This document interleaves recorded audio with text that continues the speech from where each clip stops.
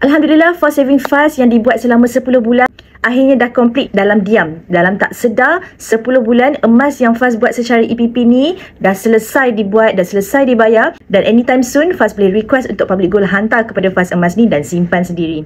So bagi tuan-puan yang berminat untuk dapatkan emas-emas gold bar seperti ni, tak kisahlah gold bar berbentuk petak macam ni ataupun dinar, yang mana-mana berkenan tu, tapi bajet tak menyebelahi anda untuk bayar secara lamsam, jangan risau, Public Gold ada sediakan kaedah bayaran secara bulanan selama 6 bulan ataupun 10 bulan. Boleh pilih antara 6 atau 10 bulan tersebut, buat bayaran sampai habis, dah habis nanti boleh ambil emas tu dan simpan sendiri. Nak simpan emas tu macam mana? Boleh simpan macam biasa, macam tuan-puan simpan barang kemas lain, sama ada dekat rumah ataupun sewa safe deposit box. Tapi jangan sesekali tuan-puan simpan emas dekat pajak gadai ataupun Aranu, sebab perlu bayar kos upah setiap bulan. Kalau tuan-puan rasa tak selamat nak simpan emas dekat rumah, boleh pilih safe deposit box yang tuan-puan boleh cari dekat syarikat swasta dekat luar sana, ataupun bank-bank pun ada sediakan perkhidmatan ni. Dekat Public Gold ada disediakan perkhidmatan safe deposit box di Kuala Lumpur dan juga Pulau Pinang. Jadi tuan-puan yang berada dekat dengan Kuala Lumpur dan Pulau Pinang boleh sewa safe deposit box Public Gold, atau cari je mana-mana syarikat swasta ataupun bank yang menyediakan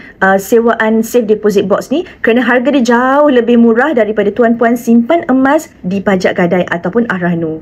Okey, cara nak dapatkan emas fizikal dengan kaedah bayaran secara easy payment purchase ni sangat-sangat simple. Yang pertama sekali, tuan-puan perlu ada akaun bersama Public Gold dahulu. Kalau belum ada, boleh klik link di profil saya, daftar sahaja secara percuma. Selepas pendaftaran, saya akan guide tuan-puan untuk buat order belian tersebut, dan tuan-puan hanya perlu bayar secara konsisten setiap bulan. Kalau tuan-puan takut terlupa nak buat bayaran tu setiap bulan, jangan risau. Macam saya sendiri pun, saya set secara auto debit. Maknanya setiap bulan akan dibuat potongan secara auto debit dalam akaun bank saya untuk buat bayaran ansuran tersebut. Sangat-sangat simple. Sebab tu saya kata selepas 10 bulan saya tengok-tengok sedar-sedar dah siap bayar dah habis bayar dah.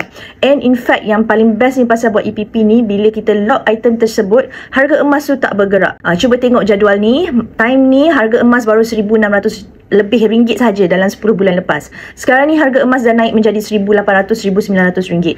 So harga emas dalam jadual saya ni tak terjejas, tak bergerak langsung sepanjang tempoh 10 bulan. Itu yang saya sangat-sangat suka, sebab saya boleh lock item tersebut dan saya bayar sahaja pada harga yang sama. Jadi sekarang ni harga emas dah naik, tak perlu risau sebab harga emas tu kekal sama sahaja. Jadi bagi tuan-puan yang nak dapatkan emas fizikal seperti ini tapi tak mempunyai bajet yang mencukupi untuk bayar secara lamsam, boleh buat belian secara easy payment purchase ni. Saya sangat-sangat recommend kepada tuan-puan, tapi make sure tuan-puan boleh commit untuk buat bayaran tersebut setiap bulan.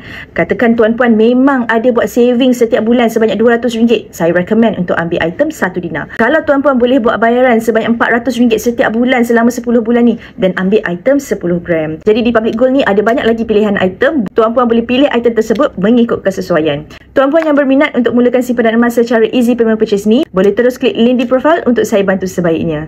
Jangan lupa untuk follow dan share untuk belajar lebih banyak ilmu tentang simpanan emas. I'll see you in my next video.